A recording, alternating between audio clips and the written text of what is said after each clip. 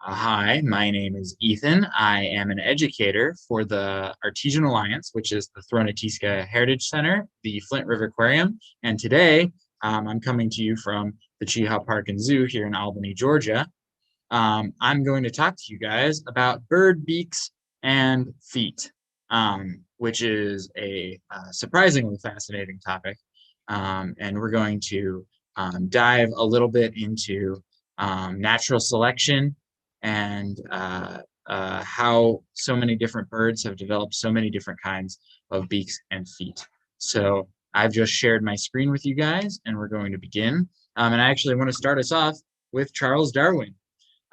Charles Darwin helped develop the theory of evolution through natural selection, which states that because there are different pressures in different environments, animals will adapt to meet those pressures. And the thing that he noticed it in, especially, were finches. So on the Galapagos Islands, there were a couple different finches that each lived on different islands and were specially adapted to those islands. So on some of the islands, the finches use these big, broad beaks to open up nuts and seeds. And on other islands, the birds had really long, very pointy beaks, which they used to grab things like berries and fruits from bushes. And so he took a look at them and he was like, huh, that's very interesting that some of these are adapted to this island and these other ones are adapted to this other island. And whenever he looked at them, he realized that they must have come from some form of common ancestor. Since they were both birds, so whenever these birds came out there and flew out there, he realized that they must have been related to some of the mainland finches. So he realized that these mainland finches were making their way out to the Galapagos, and at some point they reached the Galapagos and then kind of got stuck there, and they needed to eat food.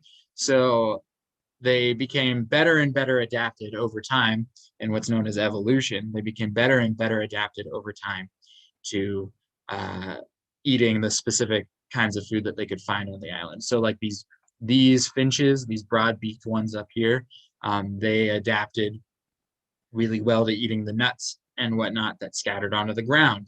And so over time, as with each passing generation, their beaks got broader and broader and better able to crack open these nuts. Meanwhile, these finches were living on an island that was abundant in berry bushes, and they had to be able to get into the brambles of the bushes to get at these berries. So their beaks got longer and a little more narrow and a lot more like a pair of needle nose pliers, grabbing things and being able to pull them out. So all birds have beaks, and we're also going to talk about feet. All birds have feet as well. And we're going to talk about how birds manage to come up with so many different kinds of feet and beak combinations. So to start, let's talk about beak function. So beaks have adapted to serve a lot of different functions. At some point, common ancestor to all birds developed a beak, a very basic rudimentary beak, and it just got more and more specialized over time as their ancestors started spreading out and doing things like that. In a very similar vein, mammal teeth. So like for actually I have I said that bird beaks are similar to mammal teeth because if you look at, say, our teeth, we are omnivores. So we've got some incisors in the front and some molars in the back. But other mammals, like this cheetah, for instance, this is one of our cheetah skulls. This is a copy of one of our cheetah skulls. Their teeth are really well adapted to being a carnivore, and they don't even have any molars for eating plants because they don't eat plants at all. Cheetahs are strictly carnivores. So even though we and cheetahs have a common ancestor, we have differences in the variation of our teeth. In a very similar vein, bird beaks are all, despite having the same base mechanisms behind them, they all have various differences as well. So over here on this side, I actually found, this is on Wikipedia, I found a great list of different kinds of birds and what their beaks are used for. So like up here we see a crow, and that one's a generalist. Crows will eat pretty much anything they can get their hands on, which is why their beaks are designed the way that they are. We have some small birds that catch insects with their very fine beaks. There are some birds that use their beaks for nectar feeding, like the hummingbird. Toucans eat fruit. These are for chiseling. Woodpeckers do chiseling. Pelicans dip their whole beaks in the water and scoop things up.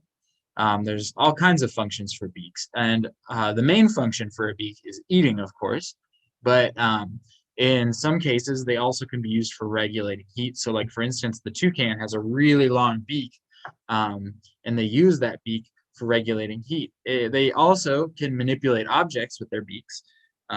They can pick things up, they can move things, they fashion nests, they literally build things just using their beaks.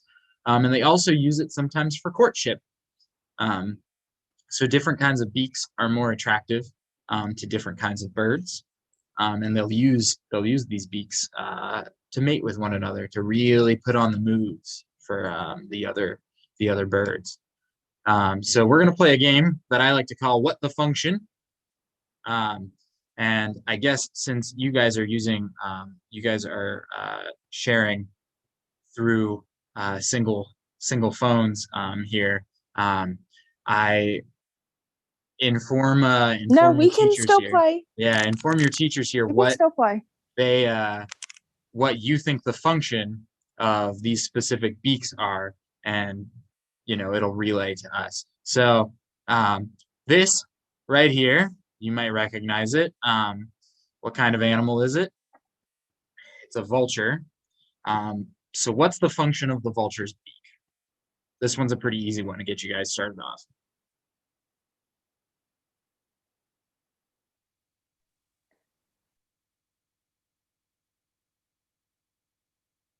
What function is this vulture's beak? What do they use their beaks for? What does a vulture's beak do? Break bones. Break bones is one that we got. That they do that sometimes, yeah. So what kind of? Yeah, they do eat animals on the side of the road. Yes. Yeah. So they are what's known as scavengers. You got it just right there. They're what's known as scavengers. They eat dead things. They eat whatever leftovers are left from other animals' kills, or in the case of the one you just said, roadkill. They'll eat that too. So their beaks, if you notice, are very kind of straight ahead, but then they've got that curve at the end, and they're able to chomp down on things and pick things apart with their beaks. And so what they do is they just rip through flesh with those beaks. And that's actually also why they have a bald head. It's because all of that blood and guts and stuff that'll get all up on their face, they don't really want it to get into their feathers, so they just don't have feathers on their head. Also, apparently, female vultures find this attractive. This is the ideal vulture to them. All right, so I've got another one for you. We're gonna play this one. What the function? What is the function of this bird's beak?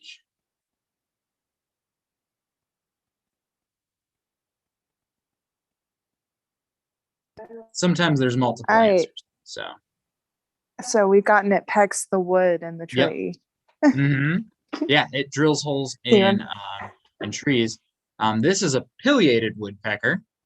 And what's kind of unique about pileated woodpeckers is they don't go for living trees.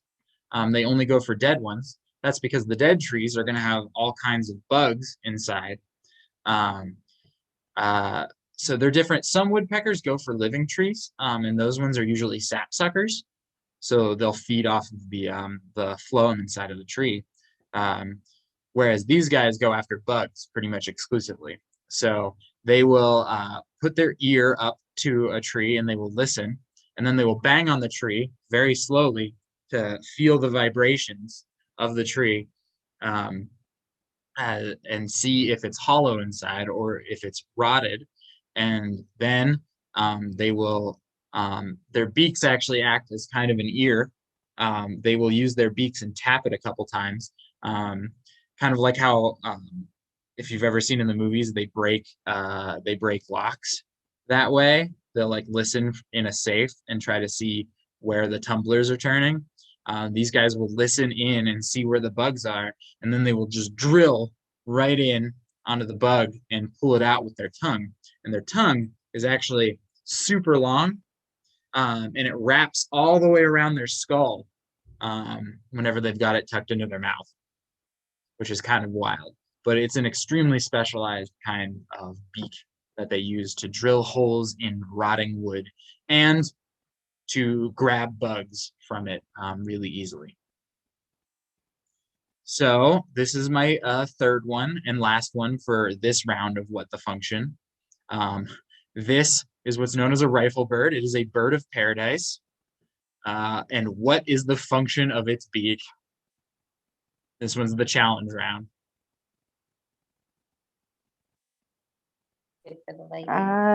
Looking good for the ladies and insects. Yeah, looking good for the ladies. So you can see that its beak is probably functionally pretty good at catching insects because it's small. It's got that small beak for catching insects, but you can see that bright yellow on the inside. That bright yellow is going to contrast really well with that dark black and the blue lining on its chest, all combined so that whenever he does a cool dance for his ladybirds, they will get all excited and want to hang out with him. So yeah, he uses his beak for mating. Other birds that use their beaks for mating are things like toucans. They've got these really long, colorful beaks that they will also use for mating as well, because ladybirds just really love all them colors. So let's talk about feet function next. In a very similar vein to how beaks are really well adapted to this and that, feet are also really well adapted in birds to different things. Sorry, just adjusting stuff. Oops, I got to our next round of What the Function a little early. Let's go back. So bird feet are used for a whole bunch of things as well. It's actually way more specialized than you probably even realize. Bird feet are used for grabbing, for climbing, for killing prey, for perching, for wading, for swimming. There's all kinds of different kinds of feet, but they all have some things in common. They all have 4 toes, usually 3 on the front and 1 on the back, but it's not necessarily always true. And their 4 toes are usually arranged in different ways to make them function to do whatever it is they need to do. So let's play another round of What the Function. What's the function of these feet? This is a blue-footed booby bird.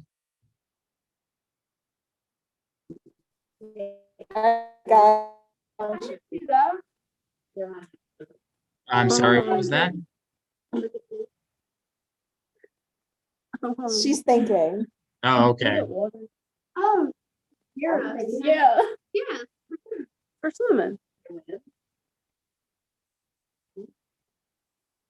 So what's the function? For swimming? Yeah, that's right. It's for swimming. Because think about it. These kind of look like chicken legs if you took away the webbed feet. If you want to swim and you want to propel yourself, you're going to need something as a paddle. So what these guys in the water will do is they will just kick themselves around as they float on the surface, kind of like a duck. So yeah, that's the function of a blue-footed booby bird's feet. All right, knew what the function.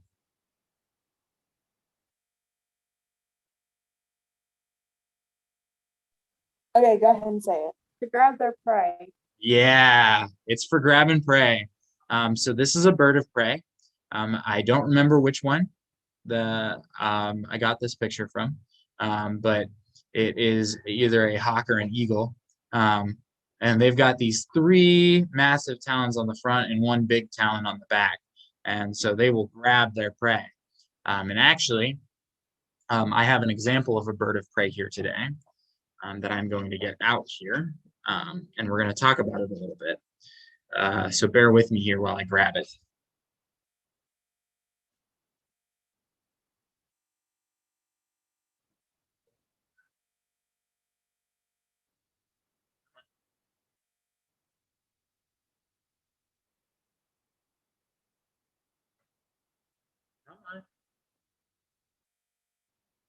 Sitting down.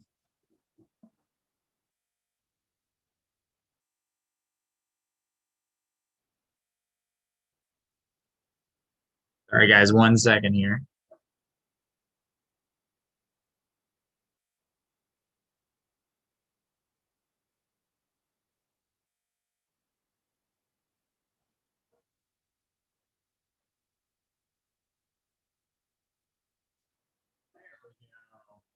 Finally, hey.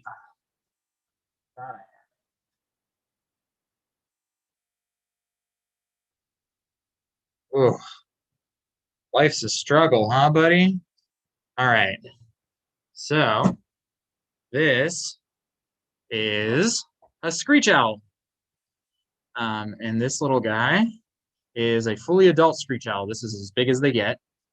And we're going to take a closer look at their beak and its feet here. Let's see if I can get a little bit more comfortable here. So the reason why his wings are out, there we go. The reason why his wings were out there is because he doesn't like being handled whenever I'm taking him out of his little container.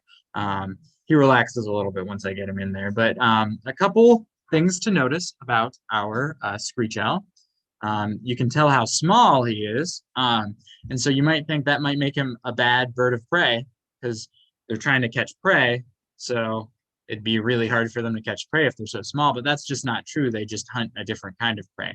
They will go for small mammals, like very small rodents, like mice, and they will also go for things like insects as well. And these guys will use their incredible beaks, which I'm giving you a good view of right now. So their beaks, kind of hard to spot on this guy. There he is. These beaks for birds of prey tend to have one top beak that goes over the other one. And that's because in a very similar vein to vultures, their beaks are very excellent at ripping apart flesh.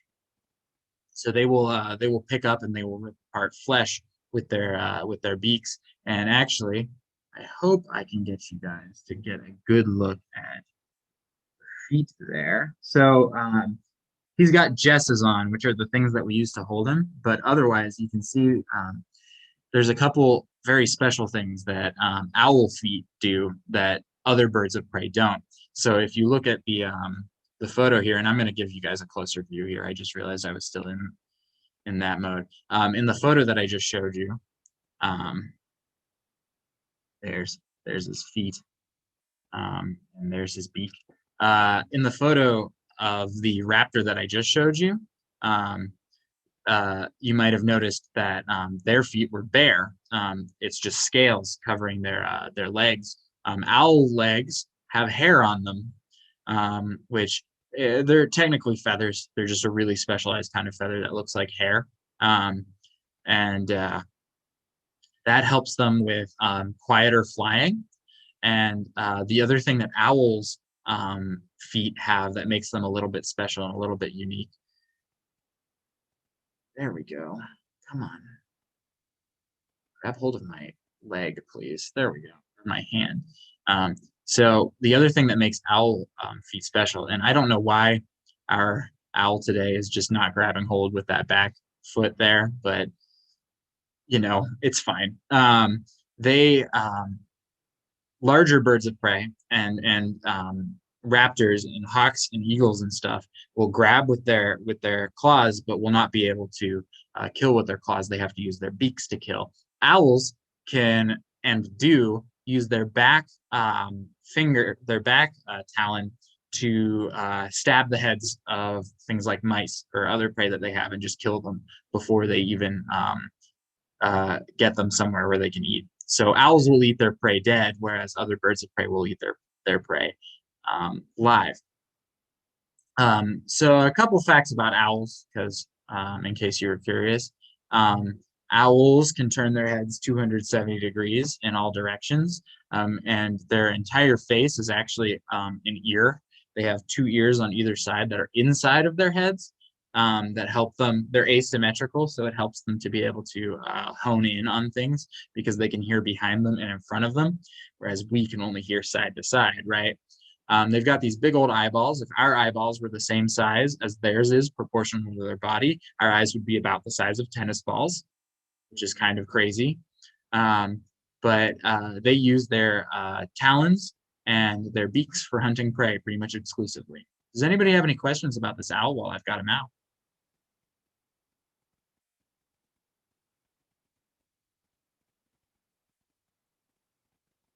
No, I don't think we have any questions. All right, I'm going to put this owl back, and we're going to move on to a few more rounds of what the function, and then I might show you guys another animal here. Back in.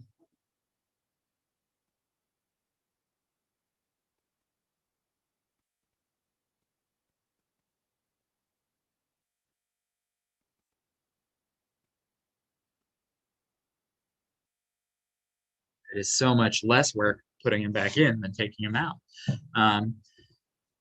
Okay. Let's play a few more rounds of what the function. This is a downy woodpecker's leg. So what do you think the function of this very specialized leg is? As you can see, there's 2 in the front now and 2 in the back. So I might have given you a bit of a hint whenever I said it's a woodpecker, but what is the function of a downy woodpecker's talons?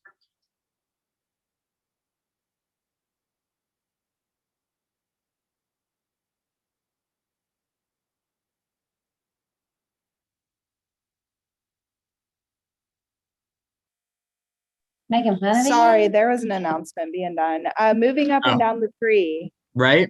Yeah, moving up and down the tree. So you've got those 2 on the top and 2 on the bottom, and it just gives you a lot of stability as you're on a tree. And it's not just woodpeckers, several other birds do this. If you ever see a bird that climbs by climbing up the sides of trees, their legs are going to look very similar to this. Whereas other birds like songbirds, which perch instead, will just have the 3 in the front and the 1 on the back. And then the last thing that I want to talk to you guys about today is bird origins. So on this side of the screen, I have an emu, and on the other side of the screen, I have a Tyrannosaurus Rex. And as you can see, they both look pretty much the same. The T-Rex is a bit bigger, but otherwise they look very similar, and that's because birds are the direct descendants of dinosaurs. And some birds show it a little bit more than others. So I want to share with you one other bird. We're going to look at its talons and its beak, and we're going to maybe with the frame of mind that they're related to dinosaurs, we'll get a little bit more of an appreciation for what I'm trying to talk about.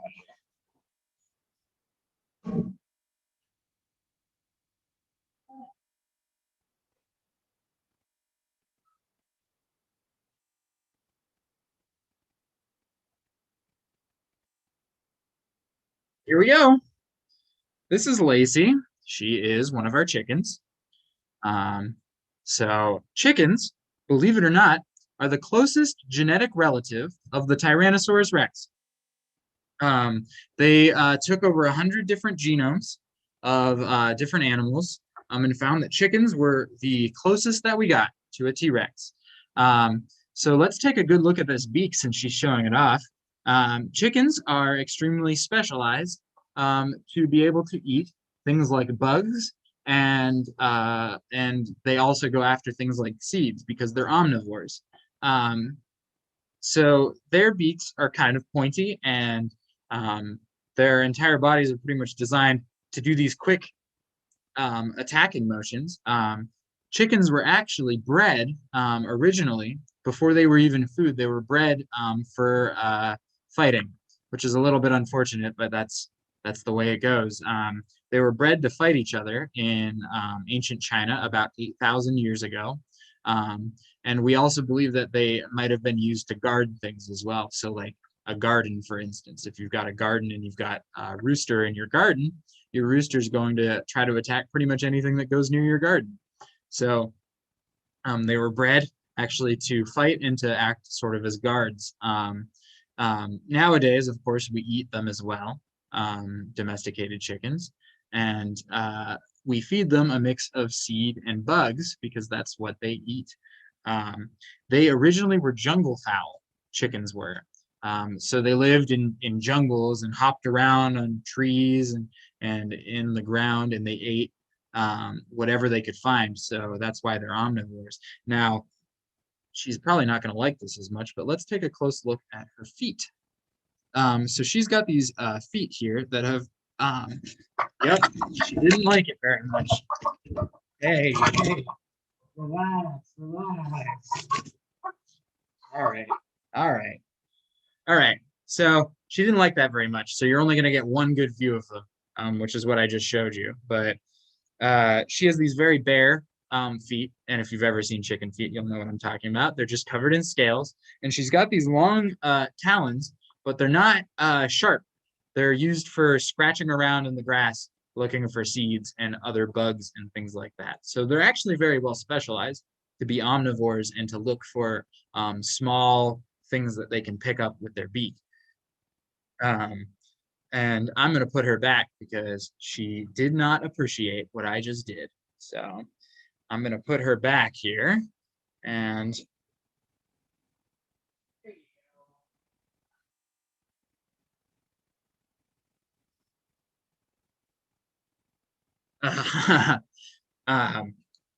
so chickens, believe it or not, are the closest living relative to the Tyrannosaurus Rex. Now you can look at other animals and see similarities, other birds specifically, and see similarities to dinosaurs. The way that the chicken moves, I think, is actually probably pretty similar to how dinosaurs would move. They would pick their legs up really high and set them back down, and they would move their head around and try to get a good view of stuff. And even the chicken's beak and feet are highly specialized for the task that it wants to do. So, does anybody have any questions about our chicken or on bird beaks and feet in general?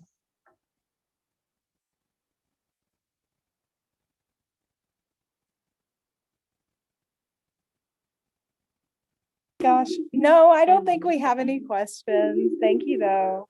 Yeah. All right. Well, I think that is all I have for you guys. So I hope you have a good day, and I hope you learned something about bird beaks and feet. And maybe next time you guys are in the woods or see a bird, you will appreciate a little bit more how highly specialized each and every one of them is to their surroundings. I hope you guys have a good day, and I might see you next time. Have a good one. Thank you, Ethan. Thank you. Thank you. Thank you.